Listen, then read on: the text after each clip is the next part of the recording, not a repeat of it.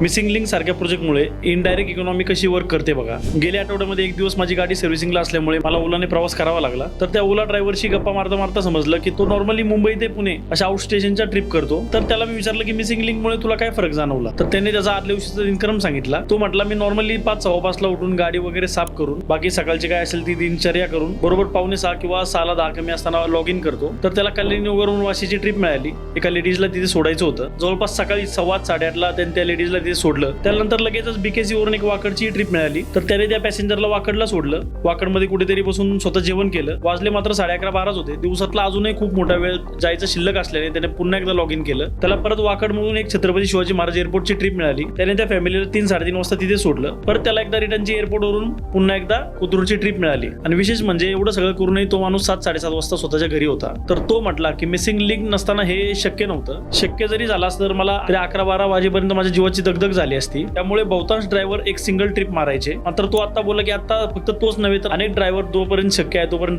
Double trip मारतात व यातून त्याला सगळा सीएनजी, स्वतःच्या खाण्याचा खर्च, मेंटेनन्स हा सगळा खर्च जरी बाजूला केला तरी त्याच्या स्वतःच्या खिशात 7,500 ते 8,000 रुपयाचा नफा बाजूला राहिला. तर तेव्हा तो मला भावनिक होऊन म्हणाला, साहेब म्हटलं मी याच्या आधी हाऊसकीपिंगचं काम करायचो तेव्हा मला पगार 7,000 ते 7,500 रुपये होता. तो म्हटलं की आता मला खरं वाटत नाही की मी दिवसाला 8,000 रुपये कमवले. तर मित्रांनो असे माइलस्टोन प्रोजेक्ट जेव्हा उभे राहतात त्या भोवती अशी शॅडो इकॉनॉमी क्रिएट होत जाते व या कॅबवाल्यासारखे इनडायरेक्ट बेनिफिशरीज क्रिएट होत जातात. त्यामुळे हे इन्फ्रा प्रोजेक्ट्स अत्यंत गरजेचे असतात. जसं की मी मागे सांगितलं हे पूर्णतः आपल्या स्वतःच्या महाराष्ट्राच्या पैशाने बनलेला हा प्रोजेक्ट आहे. जर आपल्याला खरंच इन्फ्रास्ट्रक्चर मध्ये खरंच केंद्र सरकारने आपल्याला भरीव साथ दिली तर आपली बरोबरी पाश्चात्य देशांशी होईलच. मात्र त्याचप्रमाणे असे जे प्रोजेक्ट्स असतात हे समाजातील लहान आर्थिक स्तरातील नागरिकांना अपलिफ्ट करायचं काम करतात. बाकी तुम्हाला आपल्या महाराष्ट्रामध्ये किंवा देशामध्ये असे कोणते माइलस्टोन प्रोजेक्ट व्हायला हवेत असं आपल्याला वाटतं आपण कमेंटमध्ये व्यक्त व्हा. धन्यवाद.